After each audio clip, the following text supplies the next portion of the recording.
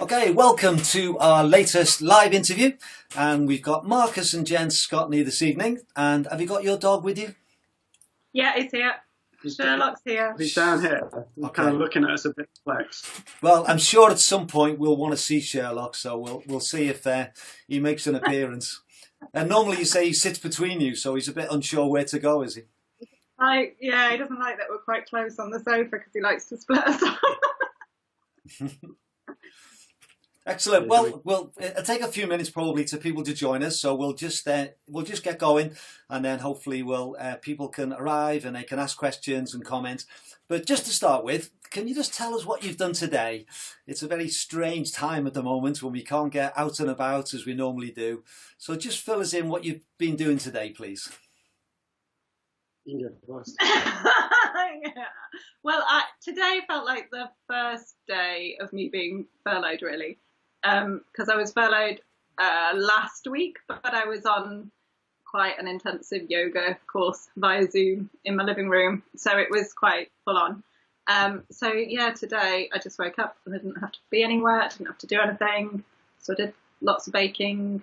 We did go for a walk, went for like a 3-mile walk and went swimming in the river. And yeah. Was it cold in the river? No, it's quite nice. It's quite a shady little spot, so it's a little bit cold. But I went in twice and did two little swims. So I'll build up to doing a bit more further out. It's just been kind of a normal day for me. Yeah, you're not off. Not off. I mean, Tuesday would normally be a clinic day. I'd normally be doing sports therapy on a Tuesday, but that's shut at the moment. So today I've just been doing some coaching schedules, catching up with some coaching clients, Skype this afternoon. Eating my baking. Sampling lots of baking. Yeah, I better start running soon because this is just going to be absolutely terrible. Lockdown is going to end up being more of a pork down, I think, than a lockdown if I'm not careful. Yeah. Okay, good. So I suppose for some people, it's sort of it's a similar routine if you work from home anyway, and you sort of so it's not quite the same, is it? But it's certainly, I think, for people watching, for people involved, looking at the news, it is just a totally different way of living at the moment, isn't it? Which does seem quite strange.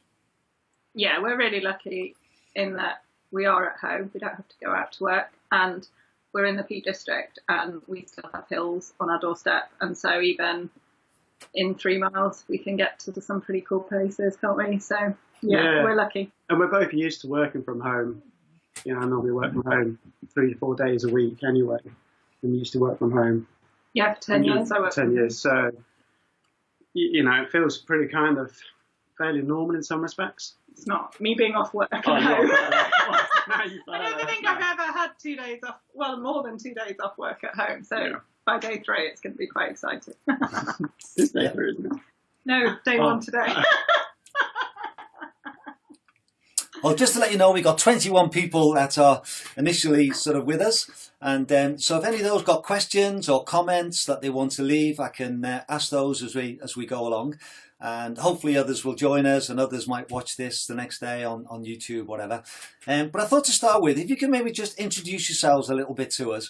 I would imagine there's probably most people know who you are, but just give us just a little bit of a background of where you're from. First of all, well rehearsed this. How part of the history do you want? Where am I from? Let's sit back. What time are we finishing? Well, I mean, I grew up in Somerset, kind of place called Portishead. There's quite a well-known band from Portishead, and I've travelled around a fair bit, lived in different places, and ended up in the Peak District 7 years ago after meeting Jen. I'd lived up in Scotland for a while, which is where I think we initially kind of made contact through social media, didn't we? Because we had very similar jobs. Kind of 10 years ago, we were in the same kind of field of work. And I've always been involved in the outdoors. I've always been quite outdoorsy. And for a while, I kind of tried getting into the arts, but then ended up studying sports science. I had a choice between studying performing arts or sports science. And weirdly, I chose sports science. Ended up studying that, and then ended up working in the outdoors, doing outdoor activities, and then moved from Leicester up to Scotland for a while. Was based in Scotland for quite a while, and then kind of slowly worked my way down through England to the Peak District, and now settled in the Peak District. So yeah, that's kind of an abridged. Good. Well, that gives us a bit of a sense of where you've been. Yeah. Yeah. We could have got the map out, couldn't we? Yeah, that's right. Journey. And how about? I feel like I can introduce myself by saying I'm only wearing this hat because of Stu Smith. Oh. I don't normally wear this hat. You do? I don't. You do? Because we just love Stu Smith Hat Appreciation Society on here, so we're joined in. I grew up in the Peak District and then moved away for uni, and then when I qualified as a lawyer, I was called to the bar 2005, and I ended up in London, and just worked really long hours really, and got really unfit, and somehow I got fed up of living in London really, moved back to Manchester, and then I went freelance kind of consultant 10 years ago, and then that meant I had the freedom to move back to the Peak District. So I'm back not far from where I grew up, and then started walking initially and then running. Excellent. Well, we'll pick up some more as we go along. We've got our first question, and this is from Joe Faulkner. I thought that might get a reaction. Hello, John. Ask Marcus about getting washed down a river in the KIMM with Jeffy Jeff. So you might need to explain this to us. So I kind of got into mountain marathons back in '94, and we kind of swapped partners a bit. In fact, that photo you showed of Stu in his very short shorts when he's sitting in the Howgills, I think that might have been the year 1998, and I kind of got moved around different partners, and I ended up doing that year in Howling. It's called a Howling Howgills because that evening a huge weather front came over the Howgills, and I was running with a guy called Jeff Pettingill, who had gone through quite a few partners, had kind of notoriously just ran people quite hard. I was more kind of a road runner, track runner, a little bit kind of off-road running at the time. So we ended up pairing up. I think through Joe. I think I just got. We were walking up to the start line on the Saturday morning, and the forecast was awful. It was already raining pretty hard. There was more people walking back to their cars from the start than actually heading off from the start because the forecast was that bad. Me and Jeff set off, working our way, navigating really well, and about a third of the way through, or 2/3 of the way through, we had to do this river crossing, and me and Jeff got into the river. Jeff's about 6 foot tall, he's taller than me anyway, and I was facing downstream, he was facing upstream. Big no-no for the river crossings. As we kind of got so far into the river, the water kind of picked me up, and I ended up going through his legs and was washed down the river for about 100 meters. And because I had my rucksack on, it kept me on my front like a buoyant shape. And it was the one time I actually thought in the outdoors that I could possibly die in that situation. Thankfully, I managed to get to the other side. Jeff got to the other side, and we carried on running actually, even though I was completely saturated. And ended up really bad hypothermia on that day. Can't remember finishing day one. And then, day two, we ended up finishing third. We had a huge lead, actually, before I got washed down the river. It's my probably most kind of scariest moment in any race, being washed down the river. But there's also a classic example of them not dealing with being completely saturated and just kind of cracking on, and ended up getting really cold and not being able to eat. So, it's a story Jeff brings up quite a bit whenever we're out chatting about stuff. And, it's kind of, if ever was a near-death moment I've experienced in a race, that was it. Okay. Cheers, Joe. Yeah, we've got Ruth Howie say, evening, guys.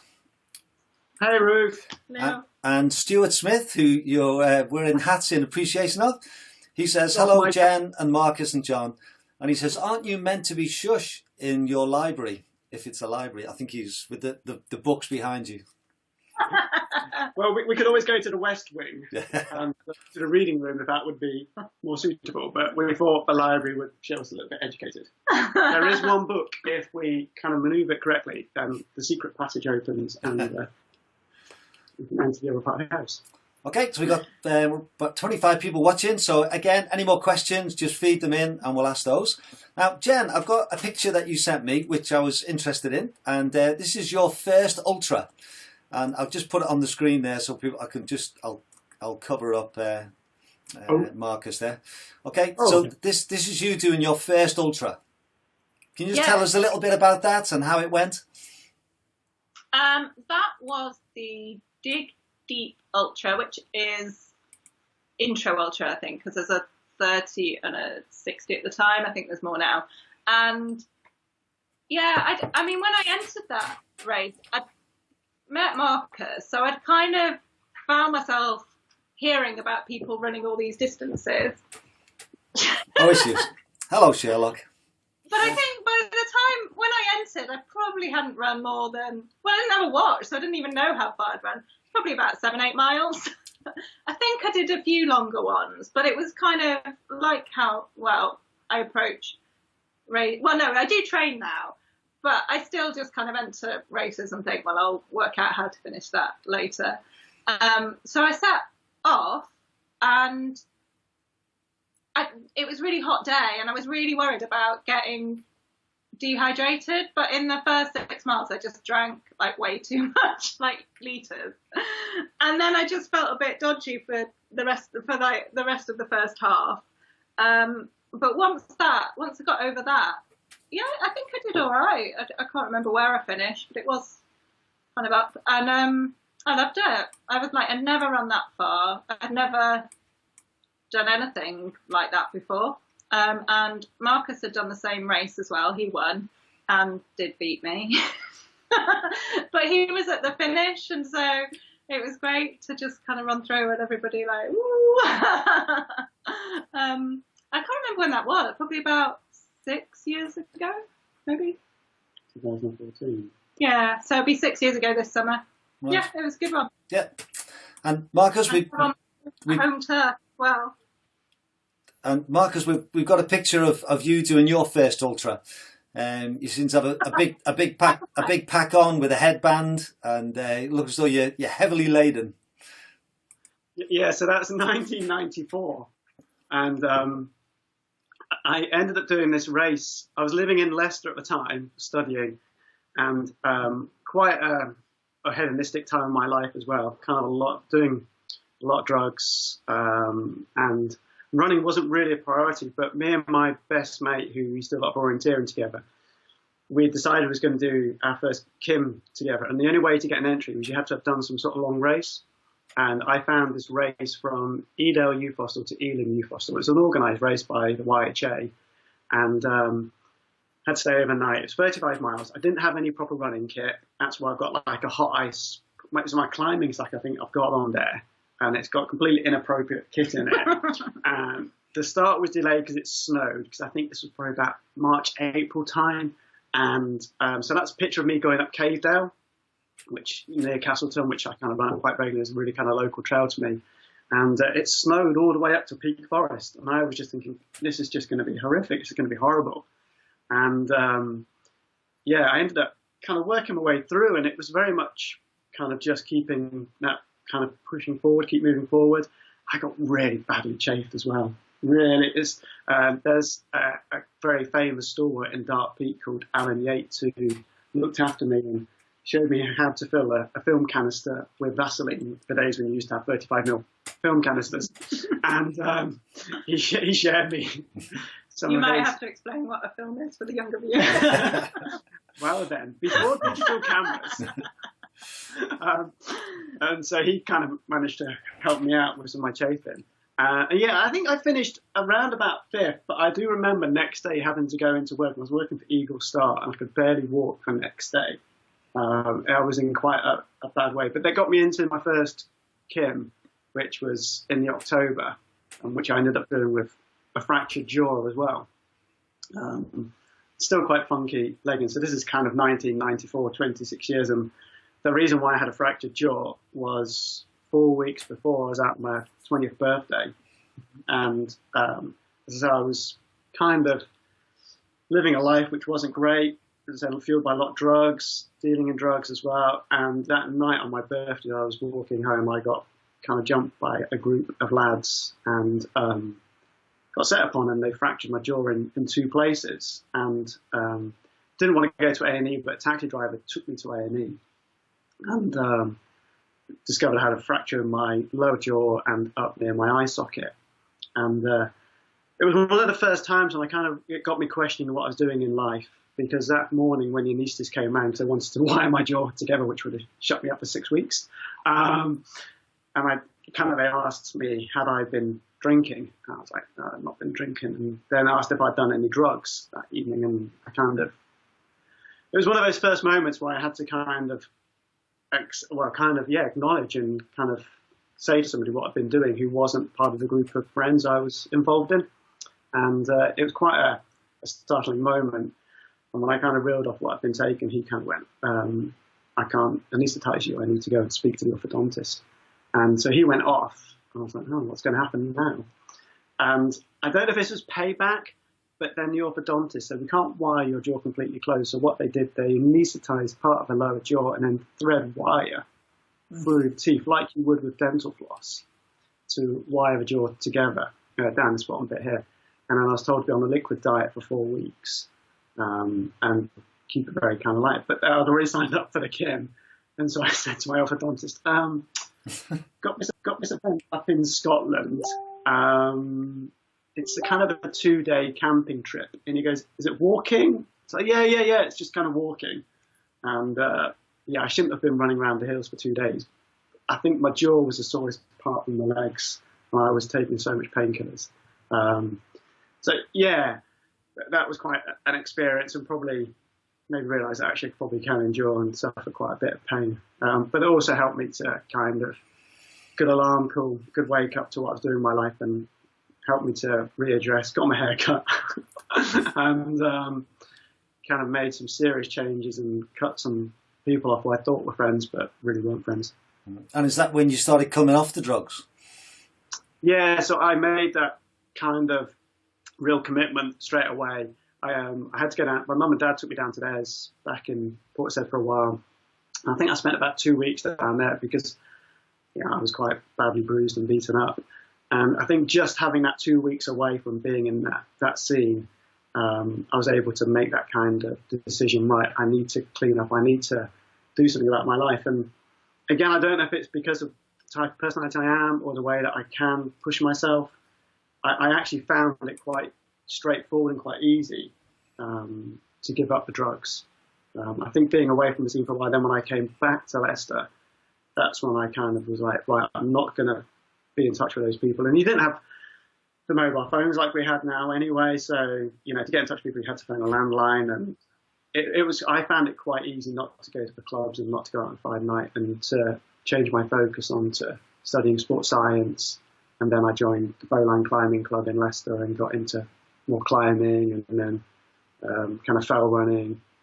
And then the following summer I went off to Northern Ireland and worked in an outdoor centre and really discovered kind of fell running in the Mourne Mountains, and was like, yeah, this is what I want to be doing. This is for me. So yeah, I think I was quite fortunate that I was forced into a situation to be able to give up those drugs. I know some people it's kind of can be a real battle. I think I know I still have addictive personality, which is why I think I'm suited for training for ultras and training the way I do. But thankfully I was able to turn that addiction round into a more positive way. Yeah, right. That's really interesting. Thanks for sharing that. Got another question from Joe, and he wants to know Highland Fling, but I think he actually means Devil of the Highlands. Versus Jez Bragg. Tell us about Kinloch leaving. And you did send me a photo of you against Jez, or you and Jez. There's a picture of you two at the end of the race.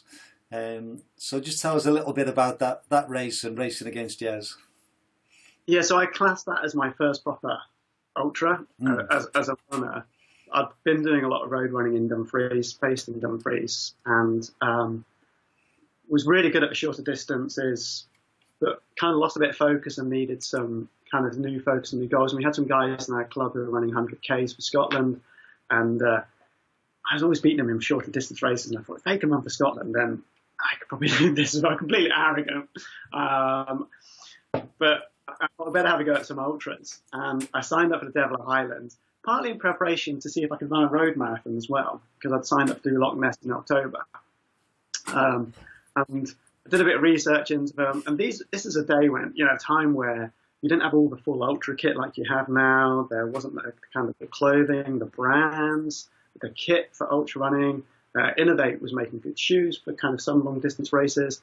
So it was kind of just finding your way around it. And I know Joe had been doing the Dragon's Back since '92 and the Long Wind and stuff like that. So I kind of wrote Joe in to be my crew. So Joe was my crew. So those photos, I think I sent you, Joe actually took those photos.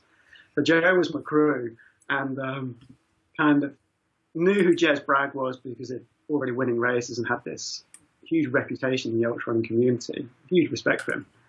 But the race just started off at a ridiculous pace. I think Jez Bragg's blog is still online somewhere if you can go and read it, and he kind of makes a comment about how we came to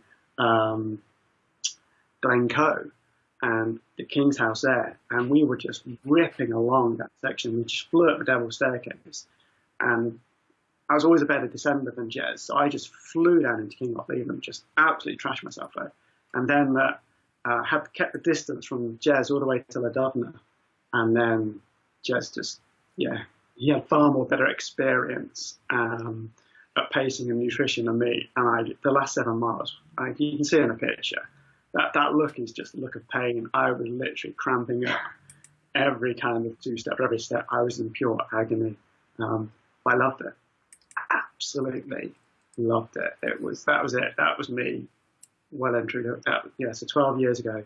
And so, Joe also then crewed me for Round Robin 50, which was that was a great experience as well, another local race around here. Yeah. Excellent. Well, what I've got this evening is a couple of little video clips. So I think we'll give Jen a chance now just to sort of chat a little bit about some of her races. And you can have a little rest for a minute. So I'm just going to show a little video. It lasts about 3 minutes, and it's Jen's video from the Northern Traverse last year.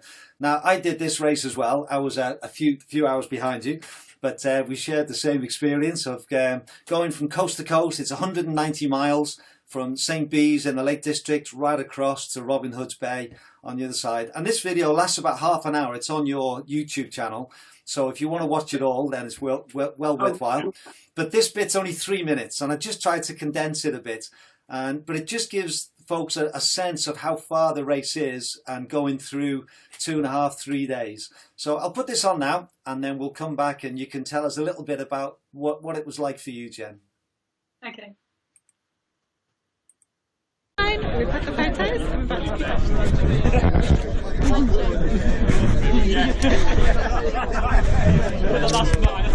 going out to Black Sail, and feeling really good. My I don't know if it was my quad or my IT band was feeling quite sore. I've climbed before the checkpoint, so that's good. But I'd actually recorded the other side because I hadn't checked the GPS, and this was a really steep climb. Going into better now. Still light, which I'm really happy about. That's what I wanted, to get here in the light. Just light. And I'm much happier on this side of the hill. Don't know what came over me on that little steep ascent. Morning.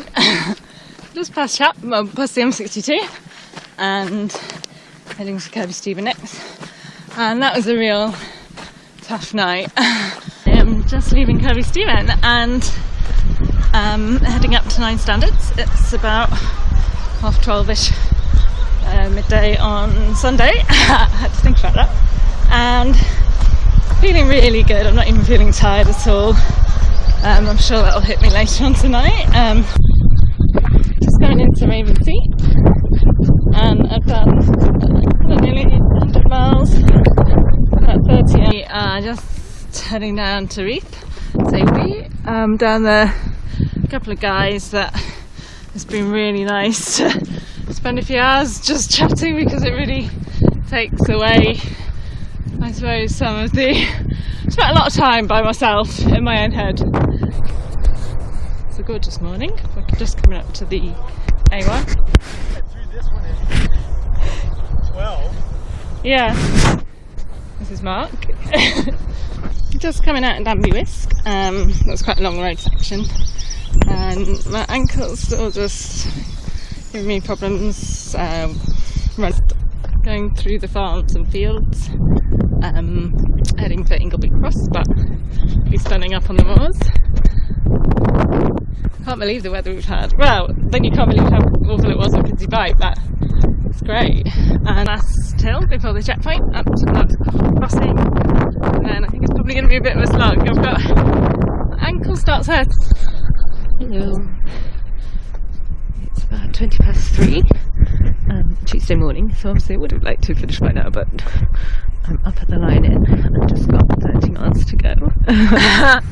It's Tuesday morning, it's about 5 o'clock, and that's the line in where I left in the dark like nearly 2 hours ago. Well, there's one in between there, and I'm actually running loads today. So weird that my body can do this after 2 days of shuffling and struggling. I think I named it, but what the hell? My treat for this hill was to open my phone. Started flagging, realised I hadn't eaten anything on that 20 odd miles, so I've been eating. Yeah!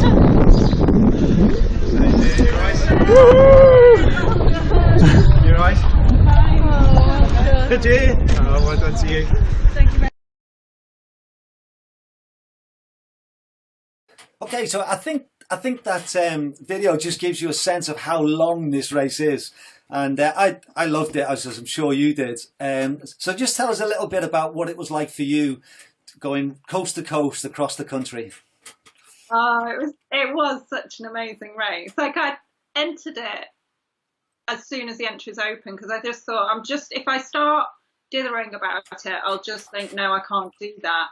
So I entered, and that was actually before the Spine Challenger. It was like just as I started training properly for ultras. Before that, I didn't really train at all. So I hadn't even done 100 miles at that point. I'd probably done like 100k in that 12-hour one. But yeah, so I kind of, in the back of my mind, just had no idea how I was going to do it, but also knew that I really wanted to do it. And I think that's the key for these long ones. So I'd trained really, really hard for the Spine Challenger in January, which was really good prep because I'd gone through one night. I realised that I could do quite well without any sleep. It's only going into the second night I kind of feel it and start getting hallucinations. So that reassured me. And then I wasn't going to recce it because I'd walked the coast to coast with my mum kind of a few years before, and it had been quite an emotional walk because we'd done it. My mum said she wanted to do it just after my dad died, like the day that he died. They never got to do it together. They'd walk the Pennine Way. They'd always planned to do the coast to coast, never done it. So she's like, I'm going to do it. I was like, yeah, I'll come with you. So we walked it. But by then, like, my brother had died too, and we were away for my brother's birthday. But we had lovely weather. We had a really nice time. We met some really had some fun stories from who we'd met along the way and who we'd stayed with. And so, yeah, I kind of knew that I wanted to do it. But then one of my friends that I persuaded him to enter, and he was wrecking it. And every photo that he showed, I couldn't remember at all. And I suddenly panicked that I didn't remember any of the route. So I decided to recce it. And I did 3 days with my friend Martin, like staying in youth hostels. I did the middle bit, and then we did the end bit while we were staying in the North York Moors. So I kind of knew the route, and I just thought this is going to help for when you're tired, for just that amount of navigation, because it's not signposted in so many places. I think you recorded it as well, didn't you, John, or most of it? Yeah. Yeah, so then I'd kind of felt like I'd done everything I could to give me the best possible chance of finishing, and I guess that's all you can really do. You know, there's so much that is going to be out of your control, whether that's the weather or whatever. So I kind of just really enjoyed it. I almost found it like when the race is that long, you're not worried about pace. I was just really relaxed particularly at the start, and just kind of got into it. And yeah, I mean, I had a few bits. Like, I get these phantom injuries in like the first 20 miles where I think, right, that's it. I'm going to have to pull out. But, oh, God, I'm in the middle of nowhere. I haven't got any reception. And then I'm like, right, well, when I next get reception, I'll ring Marcus, pull out. And then by the time that happens, I've completely forgotten what it was I was moaning about. So I just loved it. And it was just, I remember this one point, which I don't know if it was on that video, but I think it is in my blog, where I was coming down towards Keld. And you're like, you've done so much. You've been through one night. You've kind of just, it's so ridiculous. And you're not even halfway through the race. It was just crazy. I think there's that point, isn't there, in Keld, where it crosses the Pennine Way, and as you cross, and I think that's roughly halfway, isn't it? And yeah. And we used to camp there every year at that little farm in Keld when we were kids. So it's just full of all these memories, and yeah, it was great. And then it was going into the second night, and I only had a few miles, like, I don't know, from Reef when it got dark, to get to Richmond to the checkpoint. And you're like, okay, there's some guys that had been with me, they stopped for a rest and I didn't wait. So I put my head torch on, and you think, right, it's got 10 miles or 12 miles, whatever it was, to get to the checkpoint. And oh my God, those miles took me about 3 or 4 hours, because I was hallucinating, I was getting lost. At one point I couldn't remember. I was so tired in this field trying to just go up, and I knew, like, you're not even that far from Richmond, and I just could not remember why I was in a field in the middle of the night. I had like stars falling out of the sky that I was talking to, and I had to look down at my race vest, and I still couldn't work out what I was doing in this field. So I saw the tracker, and I was like, right, you just have to deliver this tracker to Richmond, that must be what you're doing. And then I was just like, the body was grinding down. And then I got into Richmond. There wasn't really any vegan food, I don't think, so I had like a bowl of cornflakes, 45-minute sleep, and then that's it. I'm like off again, and it's just brilliant, absolutely brilliant. Yeah, well done. We got 1 or 2 comments which I'll just bring on. Nikki Ligo, she just got in time, thought I'd missed you guys, was outside tidying up the lavender, and tidying up a front garden, back garden. Yeah, and she also said, you never stop smiling, Jen, it's ace. And then we've had Zaf Ali. Just asking whether you two are on the shrooms again.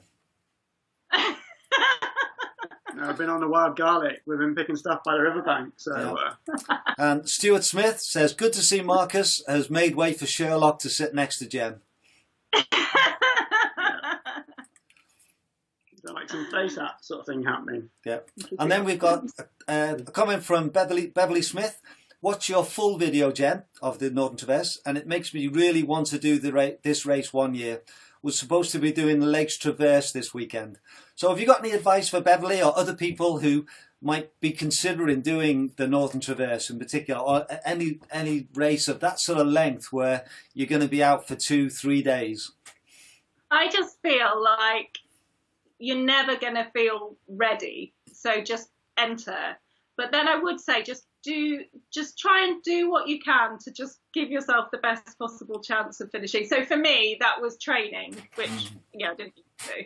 So training, recceing, and just trying to be to have a think about my kit and just get it down to the lowest weight that I could, because you're going to be carrying it for a long time. But honestly, if I'd have waited till I felt ready to run across the country for 190 miles, then I'd never enter. You've just got to take the plunge sometimes, and it's a really fun and safe way to take that risk. So yeah, do it.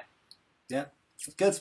Okay, and I just wanted before we go on to talk to Marcus about the Cape Wrath and Dragon's Back particularly, I'm just showing this picture. I won't leave up very long, but it's your feet at the end of the Spine Challenger, and it's a bit horrific. So just tell us a little bit about the Spine. You've done it 3 times, which is the first. I've done it 3 times. Pictures from the first one, and again, it was my first 100-miler. I'd never gone through the night. I had a panic that Montaigne had said, "Yeah, can you give us some training vlogs or something?" And I just didn't train at that point. So I made a commitment a few months before to actually start training, and I just put everything into my training. Really, it became the big focus for me. So, but it was still just felt so unknown setting off. So I set off, and yeah, it went really well. Like I just really enjoyed it. And then there's only one checkpoint. I'd come out of that. So it's about 60-ish miles in, and I was suddenly going down this little hill from Top Withens, and suddenly I felt this like blisters popping, and yeah, I was like, maybe it's in your head, but it was not in my head. Like my feet, it was just, so for the last 30, 40 miles, it was just like walking on hot coals, because I decided to wear some, because it was so cold in training, I'd worn these neoprene socks, and I thought, oh yeah, they'll be great for the race. But they weren't, because it had dried up and was too hot. So yeah, but I mean, there was, to be honest, the feet I could cope with. I'd lost my front tooth 10 miles from the end, or even less, on this frozen cliff bar. And so I was more concerned about losing my tooth than the state of my feet. But it was a good lesson. Like now, I didn't change my socks. I hadn't even got a pair of socks in my drop bag. Pair of socks that you've got in your mandatory kit, I've taken some really light, like silk, non-running type ones. So yeah, it comes with experience, I think, of knowing what's good for your feet, and that was a mistake. I've also put the photo on of you finishing, I'm not sure which year it was, in the red jacket, where you've got a damaged face as well, where you've had 2 black eyes, I think. Yeah. This year. Yeah, again, like I was actually quite happy that 2 black eyes and a big slash across my nose wasn't as expensive as losing my tooth. So yeah, face planted on with my head torch on, like quite early on the race, about 30 something miles in this year. I kind of realised it was bleeding, but there's not much you can do. The weather was a bit wild, so I got patched up at Hebden, and the medic said I could carry on. So it hurt, but yeah. Yeah, great. Well, thank you very much. And there might be 1 or 2 other questions coming on those. But Marcus, I wanted to maybe just concentrate a little bit on the Dragon's Back and the Cape Wrath, because I think I think they're 2 races. That 2016 you won the Cape Wrath, and then the next year was it the Dragon's Back. And I know that you really focused on those races for that time, almost at the detriment of everything else. You really put all your eggs in one basket, in a sense, with both those races. So just tell us a little bit about your preparation, and then again we'll just show a little video from the 2016 Cape Wrath, and you can talk a little bit about the race afterwards. But maybe just talk about the reason that you entered and how you prepared particularly for those races, please. So I entered Cape Wrath. Partly this, one reason is really tenuous, because it was my 8th year of ultramarathon running. And I wanted to do something a bit different, because I'd always done single stages. I always wanted to try a multi-day race. And Cape Wrath was 8 days, and it kind of very tenuously tied in with 8 years of ultramarathon running. The other thing as well was I'd seen an article in Travelling magazine what Shane had done advertising the race, that this race was coming up. And partly what kind of almost highlighted, really jumped out at me, was that Shane had said, like, the Peak District is a perfect place for training for this race because of how many miles of pathless running. There are about 40 miles of pathless running in Cape Wrath. And I just thought, I live in the Peak District. Maybe this is meant to be. And the more and more I got to know about the route and study the route, and I got a guidebook and mulled over it quite a bit, didn't I? I really kind of mulled over, because I knew if doing 8 days was going to pretty much I kind of had this phrase, it's either going to break me or kill me, because I've never raced that kind of distance for 8 days. But just looking at the route and knowing how Shane's like organising, because I worked for Shane on the 2012 Dragon's Back when he brought that race back, and I know what he's like as a race organiser. And at the time I was building up a clinic in Sheffield. I wasn't quite coaching as much as I am now. So I had quite a bit of time on my hands. So I literally just used, I was training twice a day, kind of long runs twice a week, but never back-to-back long runs. I was doing roughly around about 12 to 15 hours running a week. So it was around over 100 miles a week I was putting a week for about 7 weeks or 8 weeks I did for Cape Wrath.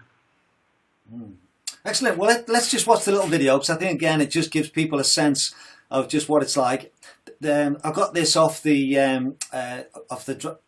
Cape Wrath website, so you can watch the whole thing, but this is just little snippets where you appear. So again, it lasts about 3 minutes, and we can have a quick look at this. You want to go?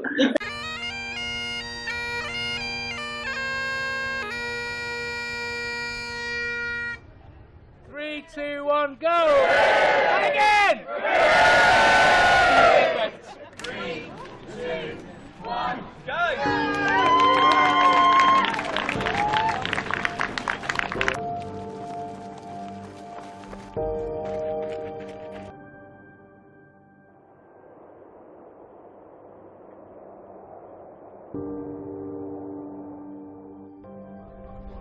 Major nerves. It's quite interesting coming across on the boat. It's quite emotional because it's kind of like 6 months of training for this one event. Are you going to race it?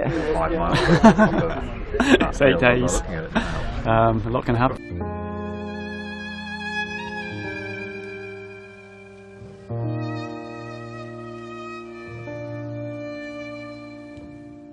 It's like being chased by a big chocolate orange. Here, Marcus, here. So you're taking a swim over there. Yeah, I don't know when you had some pressure. Spectacular. And the feeling of that remoteness as well, which you don't often get in a race.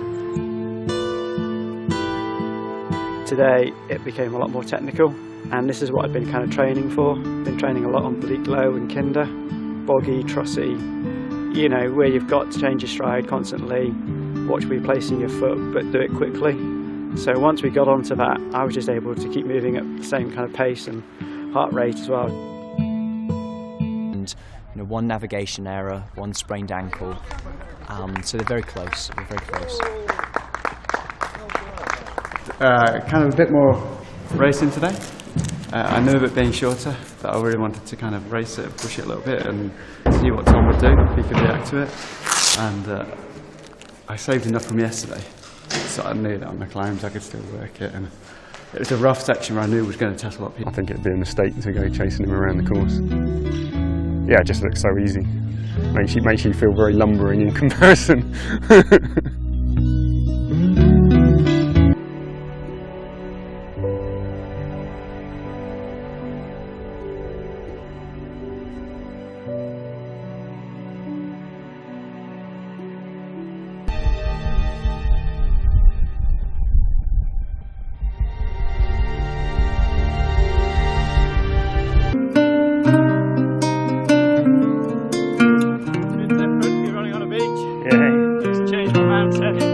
Stunning, absolutely stunning.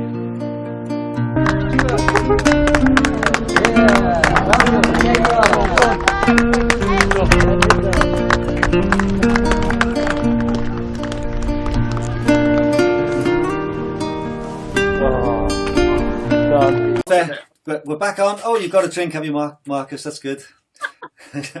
I'm on the proper. This is like perfect for. Very good. Oh, quarantine. Very good. Very good. So we've got a question from Lewis Pollock, which I'll come on to in a minute. But okay. Stuart Smith has also asked, please ask Marcus about his diva moment on the Cape Wrath Ultra that I tried to resolve. And we did see Stuart there, just there briefly making sure you dipped in the right place, and the comments about the chocolate orange. But what's this diva moment?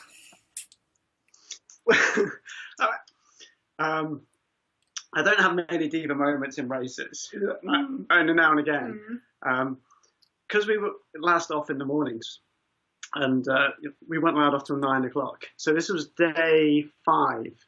So we'd had a really short day, day 4, it's only 19 miles, so finished quite early and really relaxed.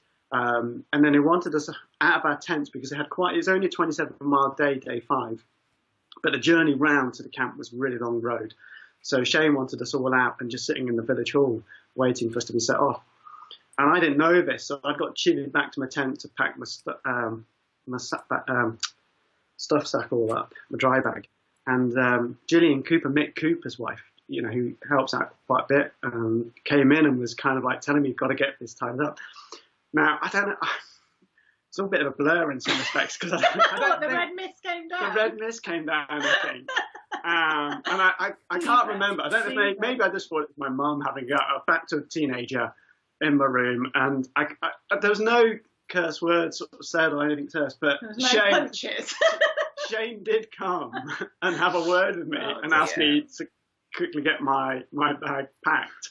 And then as I walked out, Stu Smith put a Snickers bar on the side of a bank because you weren't allowed any outside assistance, and was kind of like, you might need that, because there was the Snickers commercials about being a diva and being hungry when you're a diva. Right. So Stu left the Snickers bar on the van and was like pointing at me. So word had got round camp that I'd been. Must have been quite bad. I don't think it was. Was it like that one when I bought the wrong bottles? No, it was nothing like that. It was, I think, I was quietly trying to get my stuff packed up, get myself ready for, day 5. I need to ask Shane about this in a few weeks.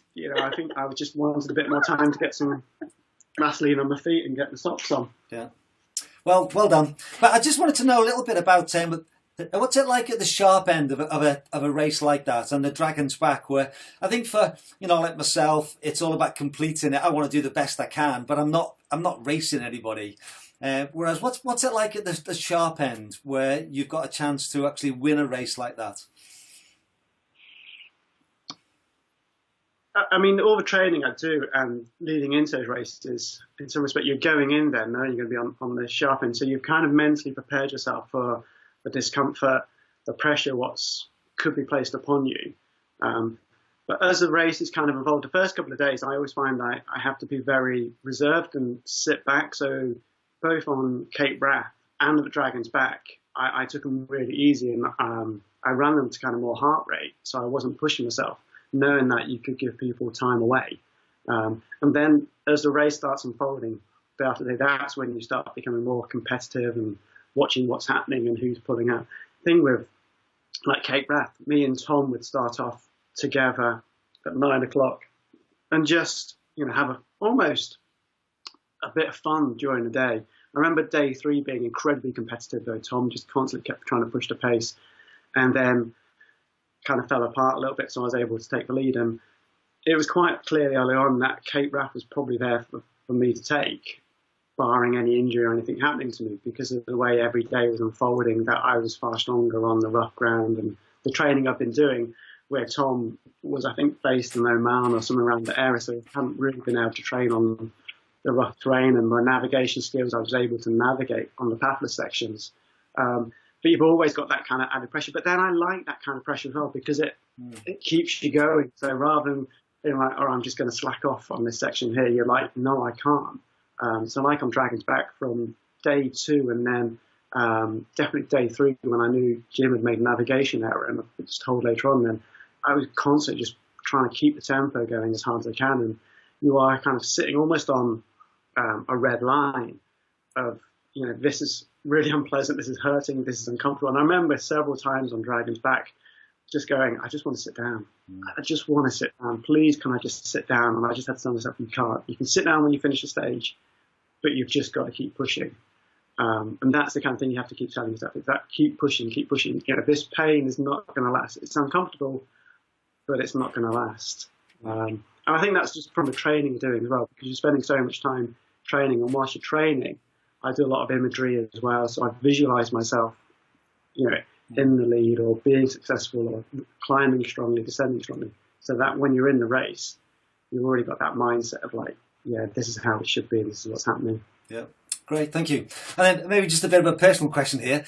I did the Dragon's Back last year and absolutely loved it, and I'm planning to do the Cape Wrath. I was hoping to be on the event team this year with the idea of doing the race next year.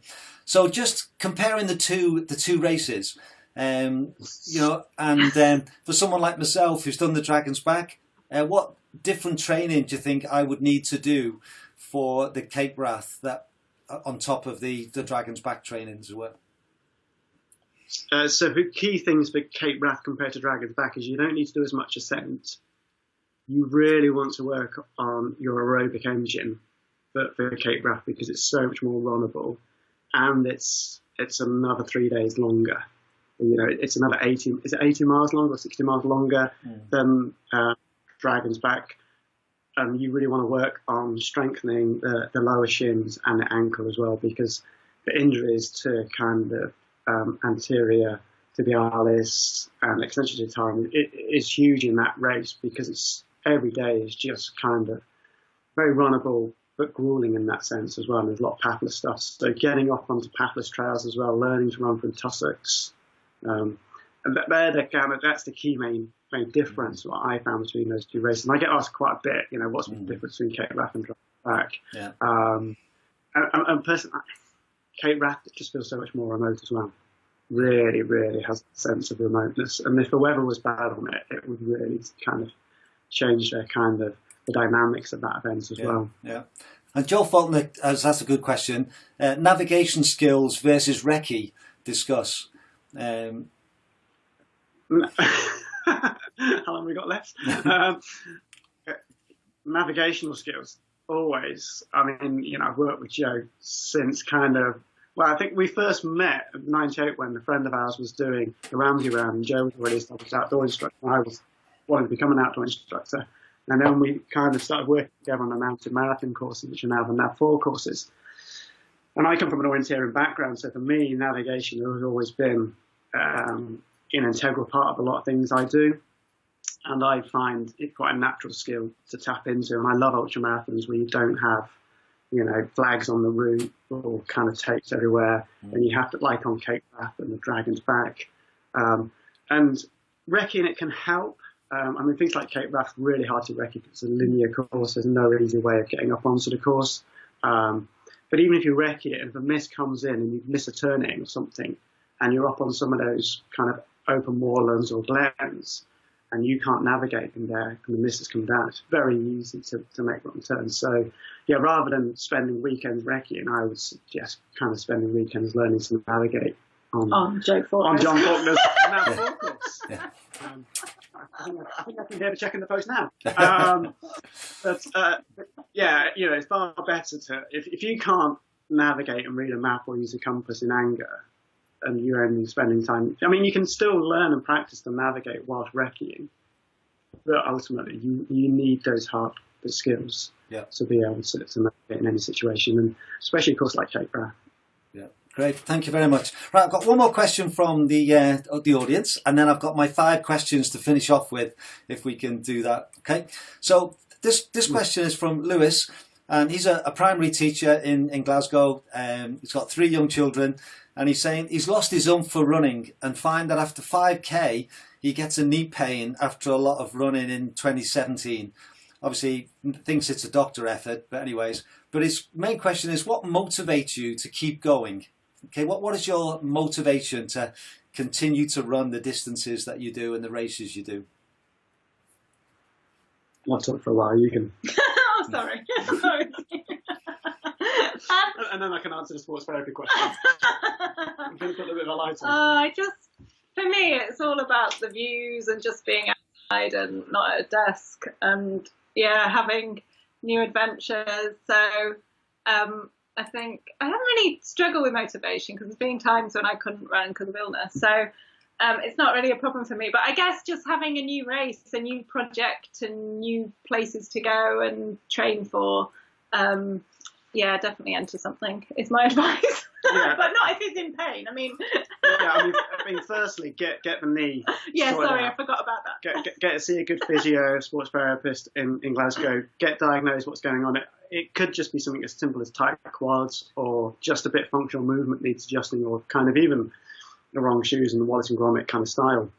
Because any kind of niggling pain like that is just going to inhibit how you feel about running. It's going to just change your attitude towards it if you're in that pain or discomfort and not want you to go past that distance. So find out why. And it could be that, Lewis, you might be going too quick for what your muscles can cope with. So it might be just easing back on the pace a little bit, building into running, but definitely kind of find out, what's happened to the knee, what's going on. Is it muscular? Is it tendons? Is it bursitis? I'm off, 5 weeks now, 4 weeks I've had off because I'm kind of niggled my knee. We're trying to get fit for MDS when I should have rested and when I didn't. But then, like Jen was saying, then pick a new project, pick a goal, something that excites you, even if it's kind of a bit audacious and you probably think, like I did with Cape Wrath, could be beyond me. But find something what really kind of ignites that fire in the heart. And that'll be the motivator for when you're not wanting to train, or, it's dark, or you're tired because of the kids, or you got to get up early to go and get running in, or post work, and you've been at school all day. But yeah, getting that goal and make sure that the motivation for that goal is intrinsic. That's something you want to do. Yeah, great advice there, and I'll check up with him that he follows your advice as well.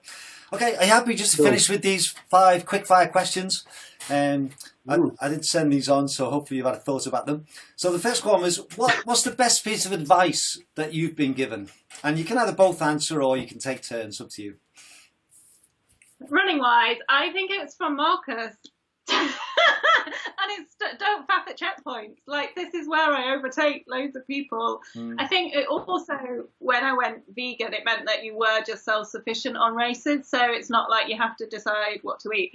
It's really just go through the checkpoints as quickly as you can.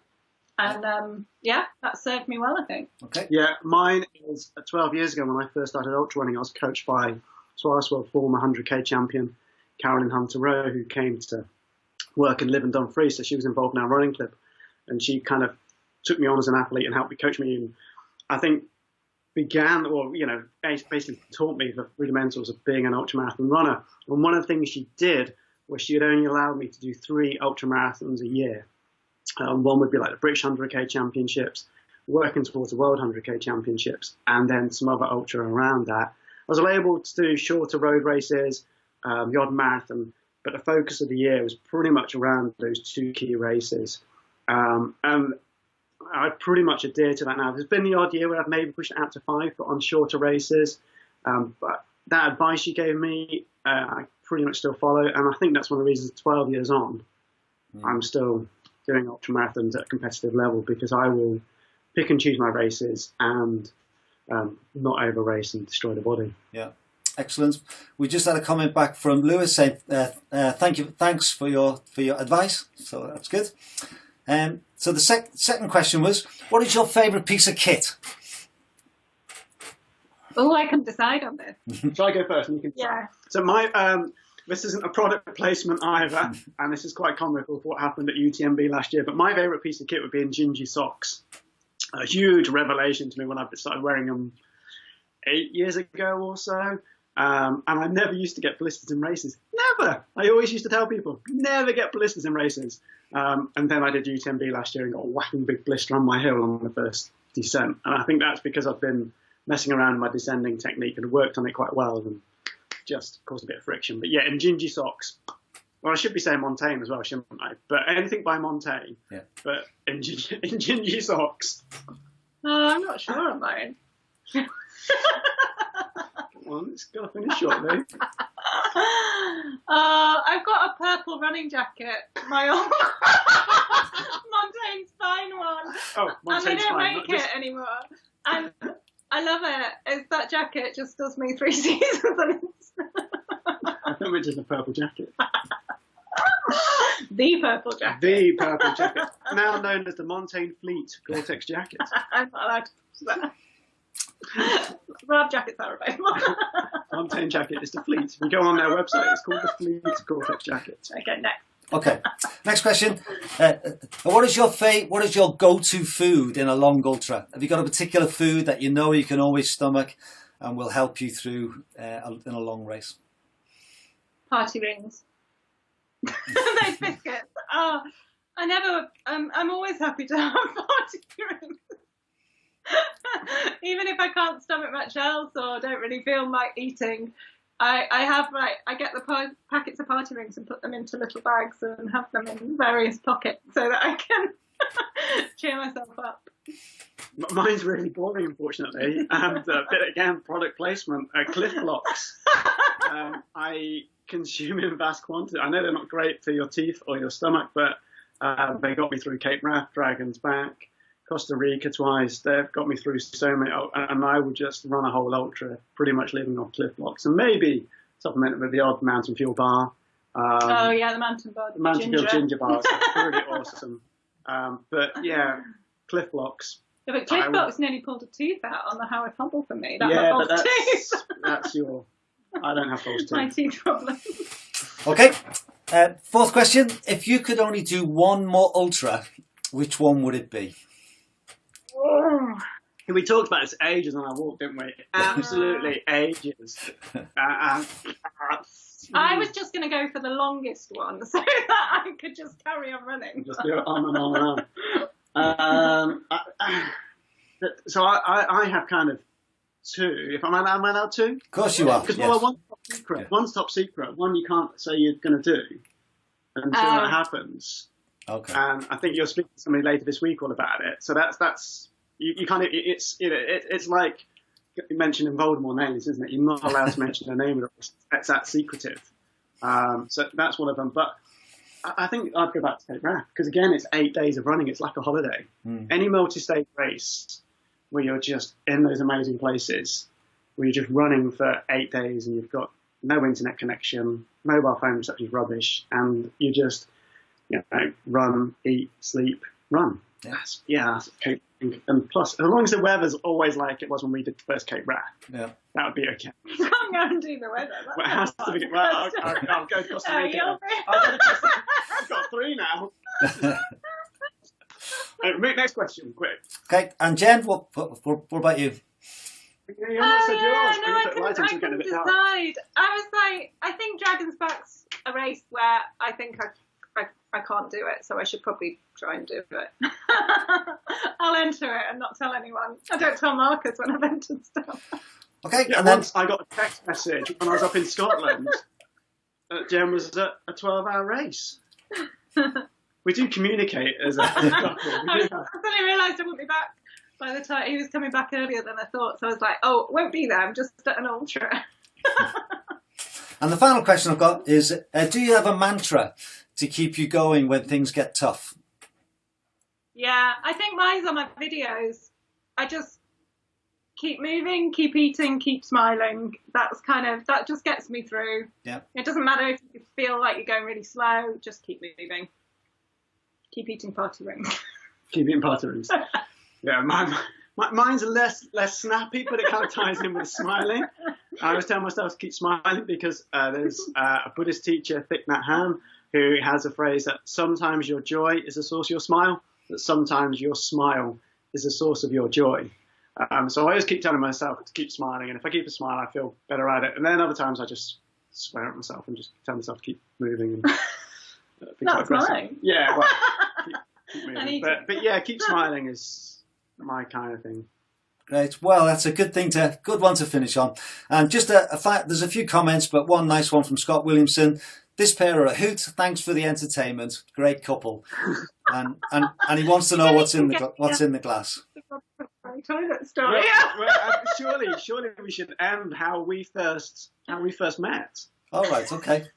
Well, in such a lubrious location. Yeah, I've actually got the photo of that. I'll just put it up now. Oh, excellent. Well, trousers up or down? It's yeah. So you've got a fetching pair of shorts on, Jen. I just finished my recce. I think I was a few hours ahead of you, doing a different part. Is that my left? Yeah. So we were recce in the last bit of the Northern Traverse. So I think, yeah, and I was getting changed, and Marcus came into the toilet at Robin Hood's Bay. And it's one of those situations where somebody went, "You're Marcus Scotney." Yeah, that's right. Yeah, gents' toilets, I tell you. Yeah, I think the beard was bigger as well then, so that's probably the giveaway. Yeah, I just wanted to say that I've got another interview coming up on Thursday with Ian Keith. So that's going to be, I'm looking forward to that one. And then next week, I've got two more planned. One on Tuesday morning with Shane Orley on 10 o'clock next Tuesday. And then next Thursday with Mark Laithwaite, who organises the Lakeland races. So that's my plan for this week and then next week as well. So people can join me, then feel free. But I just want to say thank you so much for giving your time up tonight. I know you've have you eaten yet? You got your tea to come? Yeah, we have eaten. Yeah, and there's Sherlock come to say goodbye as well. Just went to go to sleep, I think. Look at that. It looks like he's depressed. Great. Well, thank you so much, and I look forward to seeing you again in better times. Okay, so bye, and thanks everybody for watching, whether you're watching it live or watching it in the next few days. Thanks.